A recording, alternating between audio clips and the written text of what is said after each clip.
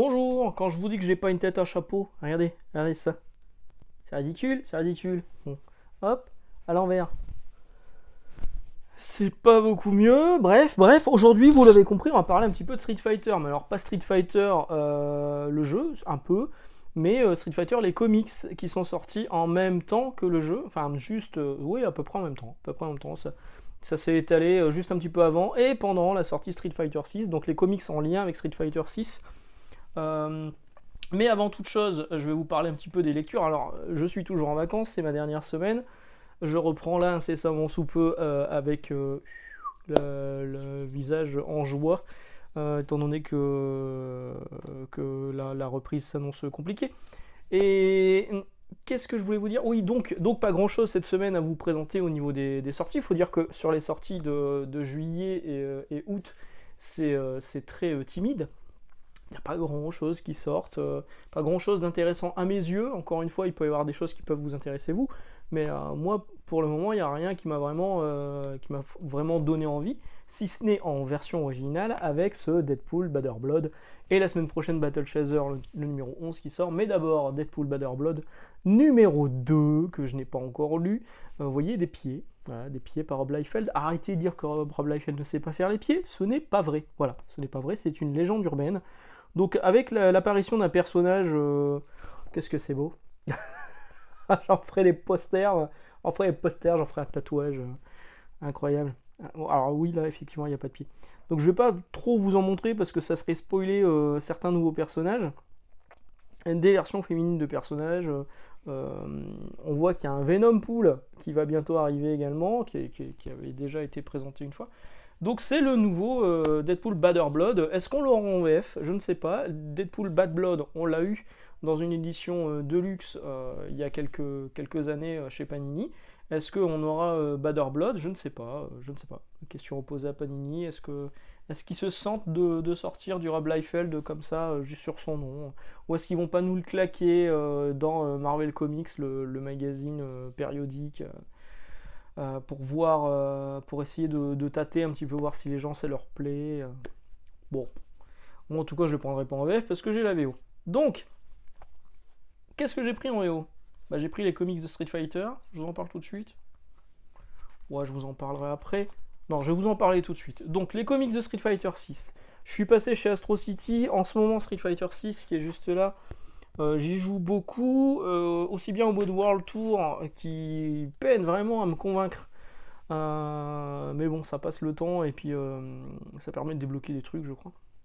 Que au mode online, je joue pas mal en online, où je commence à avoir un petit niveau, je suis content. Je suis content. Et je savais qu'il y avait les comics de Street Fighter 6 qui étaient sortis, qui sont censés être le prologue du jeu. Donc je me suis dit, allez, vas-y, je les prends. Donc il y a 4 numéros de sortie. Ça a été édité aux États-Unis chez Udon. C'est pas chez Image, cherchez pas. Je sais pas si c'est pas chez Marvel, je sais pas chez DC. C'est Udon qui sont non pas juste un plat de nouilles japonaise, c'est aussi un studio de créatifs, je crois qu'ils sont canadiens, qui travaillent beaucoup avec Capcom. Ils ont fait des comics sur Darkstalker, ils ont fait beaucoup de comics sur Street Fighter. Je crois qu'on les voit à la fin d'un numéro. Hop. Donc ça c'est tous les hardcovers qui sont sortis des séries. Il y en a d'autres encore à venir. Hein. Donc ils travaillent beaucoup avec Capcom. C'est eux d'ailleurs qui ont fait le design du Street Fighter 2. J'aurais dû vous le sortir, je l'ai en Switch. Street Fighter 2 qui était ressorti en Switch, en PS4, etc. etc. Spécial anniversaire où vous pouviez jouer à la version d'origine de Street Fighter 2 et une version remaniée graphiquement. C'est eux qui avaient retravaillé les designs. Donc c'est pas juste quelqu'un, Udon, c'est un collectif d'artistes à tendance japonisante. Justement sur ces comics, il y a 4 numéros, et les 4 numéros, c'est 4 dessinateurs différents. Alors du coup, on a un peu de tout et n'importe quoi, il y a à boire et à manger. Vous voyez, c'est écrit 48 pages, effectivement, les numéros sont plus gros qu'un numéro classique de comics. 48 pages, il y a des variantes de cover, chaque numéro est à 6$, c'est hyper cher. Les 4 comics, là, ils m'ont coûté presque aussi cher que d'avoir acheté le jeu. Voilà. Donc, ce numéro 1, il est dessiné par Bengus. La couverture n'est pas de Bengus, elle est de Jeffrey Chamba Cruz, que je ne connais pas. Et non, tous ces artistes-là, moi, je les connais pas. Donc, dessiné par Bengus, vous voyez, c'est écrit Art Bengus. L'histoire, c'est si vous jouez à Street Fighter 6, je sais pas si on le voit là derrière.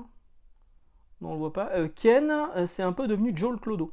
Ken, c'était dans l'histoire officielle de Street Fighter, c'était le champion de Street Fighter V. Il faut dire que beaucoup de gens jouaient Ken. Encore aujourd'hui, beaucoup de gens jouent Ken parce qu'il est un peu craqué. Il est dans les top tiers.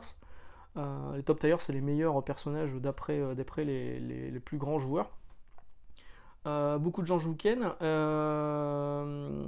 Qu'est-ce que j'ai donc il était le champion de Street Fighter. Il était aussi Ken Masters. C'était une grande famille de riches.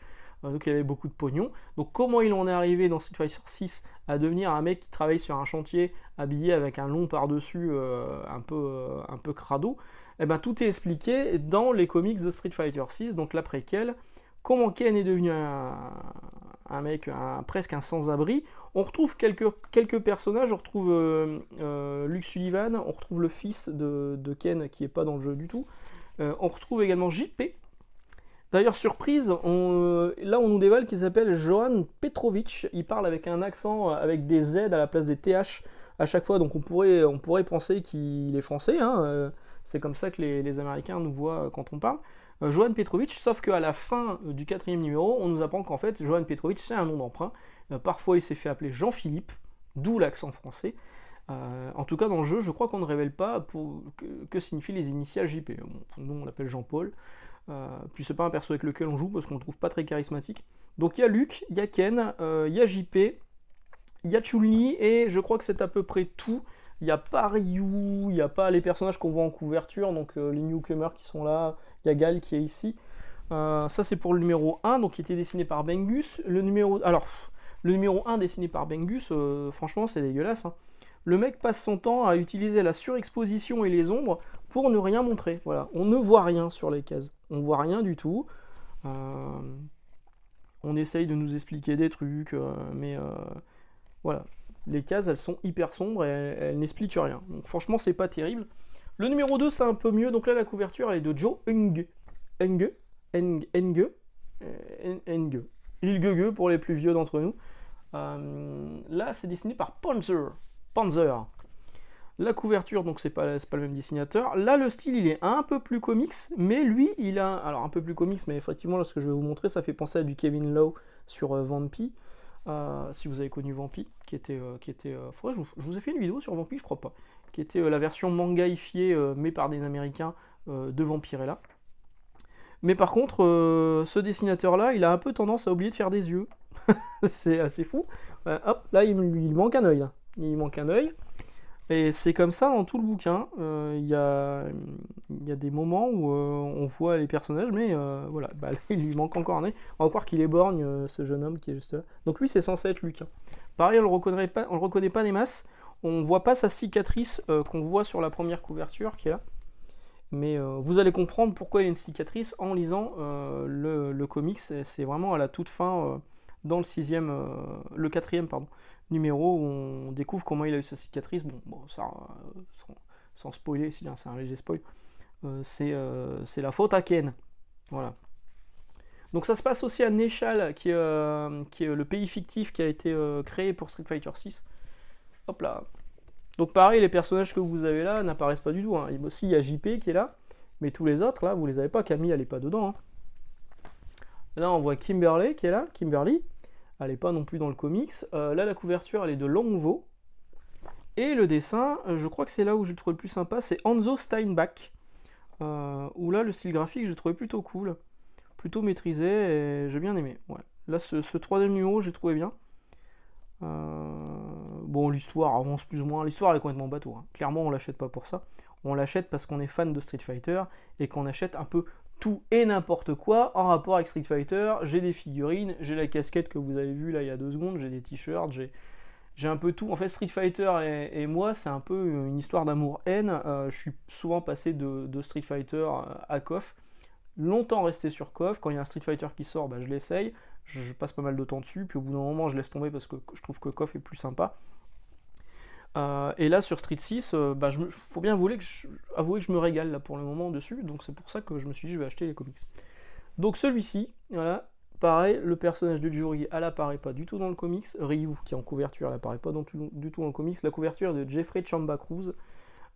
Et au dessin c'est Shisato Mita. Alors là je pense que c'est une japonaise ou un japonais, je sais pas trop. Shisato, ça fait quand même assez féminin en fait comme prénom, j'ai l'impression. Donc là, vous voyez, le style il est quand même vachement plus manga et ça se voit même au niveau des bulles. Les bulles sont beaucoup plus grosses, prennent beaucoup plus de place. On a vraiment l'impression là pour le coup que c'est du manga. Bon là on a enfin un combat parce que jusqu'à présent dans les 3 premiers numéros il n'y avait pas de combat. C'est Street Fighter mais il n'y a aucun fight. Il n'y a pas de combat. Là ça y est, il y a un combat entre Ken et Luke. Et puis arrive ce qui... Voilà, on voit un petit peu un combat entre Ken et Luke. Luke récupère sa cicatrice parce qu'il se fait défoncer par Ken. Parce que Ken c'est quand même le plus fort. Et puis à la fin, Chun-Li dit ouais, va falloir surveiller quand même Néchal, ce pays un peu bizarre, et il va falloir surveiller aussi Jean-Philippe, JP. Et donc la suite ce sera dans Street Fighter 6 le scénario. Et on voit donc que Ken est parti avec le manteau qu'il arbore dans le jeu Street Fighter 6. Voilà, voilà. Je ne remercie pas, mais si je vais le remercier quand même, Nel Durion qui m'a rappelé que effectivement il y avait un numéro 0 qui était sorti dans le Free Comic Book Day que j'avais pas pris. Et du coup, j'ai dépensé 7 balles pour le faire venir d'Angleterre. Le comic, c'était pas cher, hein, il était à 2 euros. Mais 5 euros de frais de port. Bon, donc je l'ai pris quand même parce que je suis un complétiste maladif et que j'ai des problèmes. Même si je trouve que le comic, c'est pas exceptionnel. Le fait de savoir qu'il y a un numéro 0, ça me pose problème, donc je l'ai commandé. Bon, maintenant, s'il y a une suite, je suis pas sûr de la prendre. Hein. Voilà, c'est à peu près tout. Autant vous dire rien du tout au niveau des comics cette semaine. J'ai lu quelques mangas, mais bon, je vais pas trop vous en parler. Je suis en train de préparer des vidéos. Parce que quelqu'un m'a demandé en commentaire si je pouvais faire une vidéo sur la Justice League de Bendis qui est inédite en français. Alors, c'est inédit en français, oui, mais ça existe en allemand. Voilà. En Allemagne, c'est Panini qui a. Alors, là, pour le coup, bravo Panini. Qui a la licence DC Comics, et eux ont sorti la Justice League de Bendis. Et ce numéro là, qui est là, Justice League contre la Légion des super-héros, qui marque la fin du travail de Bendis sur les personnages de la Justice League et de la Légion des super-héros, ça existe en allemand chez Panini. Ça n'existe pas en français, et franchement, ça fait chier. Voilà, ça fait chier parce que chez Urban, on a l'impression que, effectivement, ils misent tout sur Batman parce que c'est ça qui vend, je comprends. Mais ne serait-ce que sortir en plus petit tirage, ou enfin pour faire plaisir aux gens qui sont fans de la Justice League. Là, si on veut lire de la Justice League actuellement, il faut soit se reporter sur des trucs qui sont parus il y a une paire d'années, soit partir sur la Justice League Dark. C'est vraiment dommage. Et donc ça, on l'aura pas. Alors, bon, je l'ai pas encore fini, je suis en train de le lire, parce que je me suis dit, je vais préparer une vidéo sur la Justice League de Bendis. J'avais les 2 hardcovers, les 2 premiers. Je me suis rendu compte que j'avais pas le 3e et dernier hardcover de la série mère Justice League. Il arrive, il est en commande. Je me suis rendu compte que Naomi, la saison 2, était également sortie, parce que Naomi est sortie en VF. Je l'ai pas là, si. Hop là. Donc Naomi, ils ont séparé ça en saison. Et donc ça, c'est la saison 1 qui est sortie en VF. La saison 2, est-ce qu'on l'aura en VF? Franchement, j'ai un doute. Ça serait une question à poser à Urban, vu qu'ils n'ont pas tellement envie de sortir du Bendis en ce moment. Mais ça serait dommage d'avoir eu la saison 1 et pas la saison 2. Ça serait con. Donc moi, la saison 2, là, elle arrive également, donc j'en parlerai également dans cette vidéo dédiée à la Justice League de Bendis, parce que Naomi, elle a un rôle dans la Justice League, on la voit qui apparaît ici. Et donc j'ai le 3e hardcover qui arrive de la Justice League. Ensuite, il faudra que je finisse avec ça. La Justice League contre la Légion des super-héros. La Légion des super-héros, vous les voyez juste là, voilà, il y en avait 2 qui sont sortis en VF chez Urban. Je crois qu'ils ont sorti tout ce qui était en Justice League. Tout ce qui était sorti en Justice League, en Légion des super-héros de Bendis, on l'a eu en VF. Mais par contre, on n'a pas eu ça, qui est donc un crossover entre la Justice League et la Légion des super-héros. Scénarisé par Bendis, ça s'ouvre avec un annual de la Justice League et ça se continue avec 6 numéros de la Justice League contre la Légion des super-héros, avec une tripotée de personnages qui apparaissent dedans. C'est dessiné par Scott Godlewski, c'est pas hyper bon, hein. C'est correct, mais c'est pas non plus la grosse folie. Voilà. Mais les dialogues sont toujours aussi cool quand c'est du Bendis, c'est plutôt bien écrit. Donc je prépare cette vidéo sur la Justice League et je me suis rendu compte effectivement qu'il m'en manquait. Donc là c'est en cours de commande, ça arrive. Laissez-moi le temps de les lire et j'en ferai une vidéo dédiée. Et pareil, je me suis relu Nemesis de Mark Millar et Steve McNiven parce que le trade paperback de Nemesis Reloaded de Mark Millar et de plus Steve McNiven mais Jorge Jiménez, le trade paperback est sorti. Il s'appelle Nemesis Reloaded. A priori c'est un reboot. Alors quand on lit ça, on peut comprendre pourquoi c'est un reboot. Et surtout, là, l'espèce de crossover qui se passe entre toutes les séries de Mark Millar se veut comme la suite de Wanted, que j'avais relu l'année dernière, donc ça je l'ai encore bien en tête. Et je pense que j'en parlerai également quand le trade paperback sera sorti.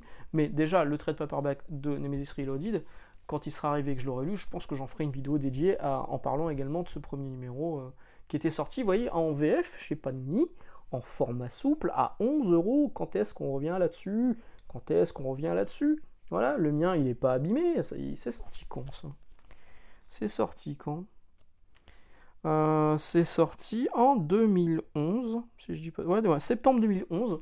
Donc le truc, il a quand même 12 ans, il n'a pas bougé. Alors nous sortir les excuses, ouais, le hardcover, ça tient mieux dans le temps, machin, la qualité est meilleure. Non, c'est pas vrai. Moi, je préfère payer beaucoup moins cher. Là, je vous mens pas, hein. C'est 11 euros. Alors même si c'était 15-16 euros pour de la couverture souple, je partirais plus que... Là, à tous les coups, quand ça va sortir en VF en format physique, en dur, ça va être du 21 voire 24 balles. Hein. Bon, là, il n'y avait que 4 numéros dans celui-là. Je sais pas combien il y en a dans Nemesis Reloaded. Voilà, c'est à peu près tout. Donc, effectivement, je continue à jouer beaucoup à Street Fighter 6. Mon pote Yannick, on a regardé une vidéo il n'y a pas longtemps. Des jeux qui sont encore extrêmement beaux en 2023 et qui tournent sous Unreal Engine, c'est ça? Non, c'est moteur Avox celui-ci. Qui rentre très bien sur une PS5. Il a vu passer ça, mon pote. Et il s'est dit, ah vache, c'est hyper beau. En plus, Londres, lui, il a passé quelques années là-bas, donc forcément, ça lui parle. Je lui ai dit, mais attends, Assassin's Creed Syndicate, il paraît que c'est un des plus mauvais. Hein. Il m'a dit, ouais, c'est pas grave, à combien tu le trouves? J'ai regardé et je l'ai trouvé à 5 balles. Bon, bah voilà, je lui ai pris. Voilà. Mais en attendant, là, je finis cette vidéo et je file chez mon pote Yannick justement pour du training parce qu'il veut que je lui apprenne les bases des combos sur Street Fighter 6, enfin du système. Et voilà, c'était à peu près tout. Oui, donc, pardon, j'ai beaucoup parlé de Street Fighter dans cette vidéo. Faut dire que Street Fighter, ça a fait partie des premiers comics mangaifiés ou manga comixifiés que j'avais lu en VF. C'était sorti chez Glénat en 4 numéros, je crois. C'était en couleur, c'était par Masaomi Kanzaki, si je ne dis pas de bêtises, qui est un dessinateur japonais, qui avait fait l'adaptation de Street Fighter 2 en manga et qui avait été repris chez Glénat je crois que c'était Glénat, hein, en version, je les ai plus, hein, c'est dommage parce que j'aimerais bien les relire, même si dans mes souvenirs c'était pas fou. Et Glénat les avait... En fait, le manga était sorti au Japon, aux États-Unis ça devait être Viz Media qui les a sortis en les colorisant, et du coup la licence a été achetée par Glénat pour les ressortir telle quelle mais en couverture dure, et je les avais. Et c'était, là je vous parle de ça, c'était au milieu des années 90 je crois. Et donc là, quand il y a eu, quand j'ai vu que Street Fighter 6 titillait ma fibre nostalgique et ma fibre de collectionnite aiguë, et que je savais, le problème c'est de savoir. Quand on sait pas, ça va. Quand on sait que ça existe, vous voyez, je vous avais dit avec le numéro 0, quand on sait que ça existe, il nous le faut. Voilà. Et on est prêt à faire n'importe quoi. Et quand je savais que ça existait, le comics de Street Fighter 6 qui était soi-disant après quel, et je me suis dit, oh là là, ça va développer le scénario. Non, c'est juste apprendre comment l'autre il a eu sa cicatrice et comment Ken Masters est devenu un clodo. Bon, franchement, ça n'a aucun intérêt et ça m'étonnerait fort que ça sorte en VF. Mais bon, c'était l'occasion de vous montrer un petit peu un comics indépendant autre que du Image Comics, autre que du IDW, genre de choses. Là, c'est Udon, donc ils sortent que des trucs en rapport avec les jeux vidéo, je crois. Hein. Et voilà, c'était l'occasion. Bah sur ce, je vais vous laisser là, hein, moi je retourne jouer. Excellente journée, excellente lecture, et on se retrouve mardi. Ciao!